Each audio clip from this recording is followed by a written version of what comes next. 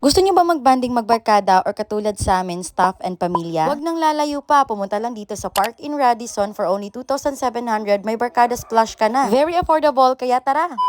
Hi! Hello mga Davaoeños! This is Madam Sana All. For today's video ay samahan nyo kami sa aming weekly date kasama ang staff and pamilya. Pupunta kami sa Park in by Radisson sa likod lang ng SM Lanang para makaabil sa kanilang barkada splash. Pagkain with pool access, good for 5 packs na. Perfect na perfect since gusto ng anak ko for this week's break ay kailangan mag-pool daw kami. Of course, wish granted para sa anak ko and the place also is not that malayo. Para naman sa mga magtatanong, available ito everyday from 10 a.m. to 10 p.m. And pool is located at the second level. Actually, 6 kami nito kasi kasama ko pa ang nani ng anak ko, but then I thought na mag-a-add pa kami ng excess, but then hindi pala. As long as 5 lang kami maliligo, kaya pasok pa rin kami sa 2,700. Amazing, right? So pwede kayo mag-KKB 540 per head. Medyo nahilo ko sa paikot na yun, ha? What brings you here? Kumusta ka? Marunong ka na mag-intindi ng Tagalog lang ga. What are you doing here? Upo. And then, you wanna go for swim?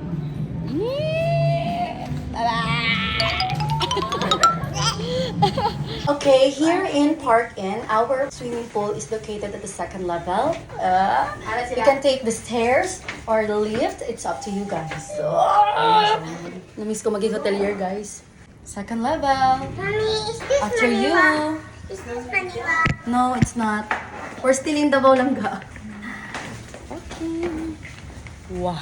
Very mainit, right? Of course. Kasi pumunta kami dito after lunch kasi nagtrabaho pa kami. Syempre, business is business pa rin. But of course, after nyan is bonding time. Mga afam talaga, mahilig magpainit. Hi guys! So ayun, di ba 2,700 ang good for 5? So kung hindi siya maligo, kahit may excess kami kasi 6 kami guys. So, may kasamang hindi maliligo.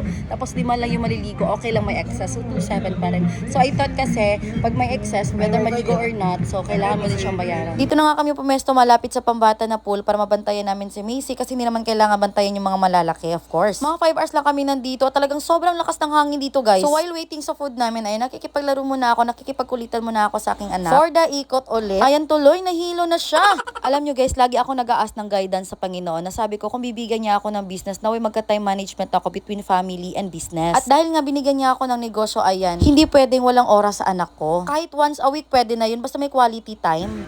Wow! Look at the view lang ga! Naalala ko nung nag-pool kami sa Manila, nung nagpailong ako, hindi kasi makaintindi si Macy ng Tagalog. Nilelearn niya lang pa kasi, so I told her, talk to your friend in English instead. Eh, ang problema, yung nakausap niya, hindi rin marunong mag-English, so hindi sila magkakaunawaan. Pinipigilan ko ang tawa ng mga moment na yun kasi hindi pa ako pwedeng makatawa. So kaya, tinuturuan na namin siya little by little ng Tagalog. Kasi when it comes to Bisaya, of course, marunong din siya mag-Bisaya, English as well, and yun na lang, yung Tagalog na lang talaga. Tapos minsan, tinuturuan ko din siya ng mga basic ni Hongo at saka Mandarin. Kulang na lang talaga pati Korean kasi mahilig akong manood ng K-drama. At dahil syempre bata, excited na, hindi na naantay pagkain at naligo na nga. And yes, komportable ako sa kanyang upo. Actually guys, ang panamitan ko depende sa behavior or character na ilalabas ko. Ilalabas, hindi. Depende sa mood po.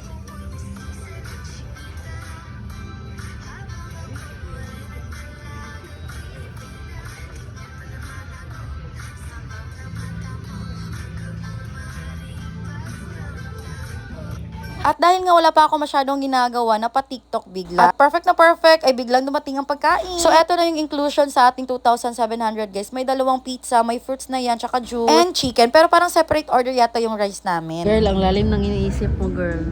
Ay, nadunggan. At dahil may mga energy na kami after kumain na iyan, nagsimula na maglaro ang dalawa. Ang cute ng buhok ng nani ni Macy, parang naka Judy Abbott, girl. At dahil nga dinabla na ng antok sa lakas ng hangin, ay lumipat kami dito sa couch. After nabusog at nakatulog, eto, rumarampa na, girl. Natawa kami kasi dapat katulad ni Habi, hindi rin sana ako maliligo kasi nag-trim lang ako, hindi talaga ako nag-full shave. Full shave! Buti na lang talaga at dala kong bandana ko at eto, ginawa kong pang shield. Kasi actually, kakatapos lang ng regla ko, I'm not sure kung may pahabol. Papahabol! So para hindi sayang ang bayad ay ayan, sinulit na namin, pero hindi ako naglublob, hanggang sa neck lang talaga. Tapos lakad-lakad lang ganun. Tapos swim pang aso, since hindi flowy yung water, ayun yung anak ko. At dahil nagutom pa si Habi, so nagpa-additional order siya. So kayo mga gustong pumunta dito, yan yung inavail namin barkada splash, kayo nang inantay nyo, arat na!